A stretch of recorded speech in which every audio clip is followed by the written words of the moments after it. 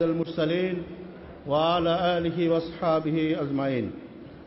আজকের এই ঐতিহাসিক সদস্য সম্মেলনের উদ্বোধনী অনুষ্ঠানের সম্মানিত সভাপতি, ইসলামী ছাত্র শিবির কেন্দ্রীয় সভাপতি, আমাদের অনুষ্ঠানের আজকে প্রধান অতিথি মাননীয় আমির জামাত মৌলানা মুফতি রহমান নিজামী, আগত অতিথিবৃন্দ, সুধী মণ্ডলী, ইসলামী ছাত্র শিবিরের সদস্য, আসসালামু আলাইকুম। আজ থেকে ৩০ বছর আগে ইসলামী ছাত্র শিবির যাত্রা শুরু করে ইসলামী আন্দোলনের সোনালী ইতিহাস রচনা করেছে। Islam will emerge with the same tremendous speed as it emerged 1400 years before. এটি ইতিহাসের দাবি, আল্লাহ রসুলের ভবিষ্যৎবাণী। খেলাফত আলা মিনহাজুন নবুয়ত।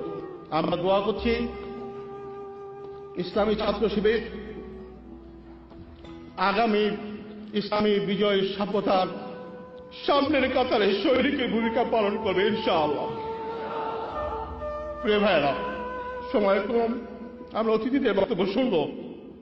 ধর্মহীন পাশ্চাত্য সভ্যতার আর দুনিয়াকে নেতৃত্ব দেওয়ার কোন নৈতিক অধিকার নেই।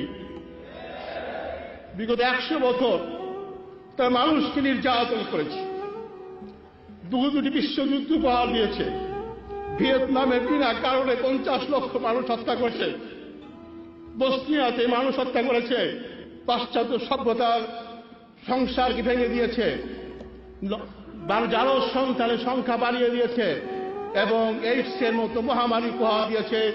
এই সভ্যতার বিদায়, এই সভ্যতার দুনিয়ার মানচিত্র থেকে বিদায় একটি সময়ের ব্যাপার মাত্র। আমি শিবিরের ভাইদেরকে স্মরণ করে দিতে চাই, স্লোগান দিয়ে, তাবিজ দিয়ে, দোয়াজ দিয়ে, দোয়া করে এবং তাবিজ দিয়ে সভ্যতার পরাজয় হয় না। একটি উদীয়মান সভ্যতাকে এই পরাজিত সভ্যতার প্রতিটি ক্ষেত্রে, প্রতিটি অঙ্গনে পরাজিত করতে হবে। যেমনটি আল্লাহ রসুল করেছিলেন তায়েফে, যেমন করেছিলেন বদর এবং উহুদে। আমি তোমাদেরকে এই সভ্যতাকে সমস্ত দিক থেকে গ্রহণ করবার জন্য, নতুন সভ্যতার বিজয়ী সৈনিক হওয়ার জন্য প্রস্তুতি নেওয়ার আহ্বান জানাচ্ছি। প্রিয় ভাইয়েরা, আজকের পাশ্চাত্য সভ্যতার চিন্তাবিদরা বলছেন present civilisation is the last page of human history. তারা বলছেন মানব সভ্যতার সবচেয়ে চূড়ান্ত অবস্থানে তারা অবস্থান করছে। আমাদেরকে প্রমাণ করতে হবে আরেকটি সোনালী পাতার জন্য মানবতা অপেক্ষা করছে, সেটি হচ্ছে ইসলামী সভ্যতা। আল্লাহ রসুলের সে হাদিস, আবার যখন খেলাফত আলা মিনহাজুন নবুয়ত কায়েম হবে, আসমানবাসী, জমিনবাসী সবাই খুশি হবে, আনন্দিত হবে। আসমান তার রহমতের দরজা খুলে দেবে, জমিন তার বরকত উজাড় করে ঢেলে দেবে। আমি আমার কথা এই কথা বলে শেষ করতে চাই। আগের বক্তাদের সঙ্গে সুর মিলিয়ে ইতিহাস সাক্ষী দেয়, বাংলাদেশের জমিন হাজার বছর ধরে বাংলাদেশের জনগণ ইসলামের সপক্ষে ভূমিকা পালন করেছে। শহীদ তিতুমীরের পাশের কেল্লা এই দেশের জনগণ তৈরি করেছে। আমি তোমাদেরকে আহ্বান জানাতে চাই, ইউনিভার্সিটি এবং বিশ্ববিদ্যালয়ের 90% ছাত্রকে ইসলামের পতাকা তলে নিয়ে আসতে হবে এবং সেটা সম্ভব আল্লাহ রসুলের সেই চেতনা দিয়ে, যেটা তিনি তায়েফে দোয়া করেছিলেন, ভালোবাসা দিয়ে।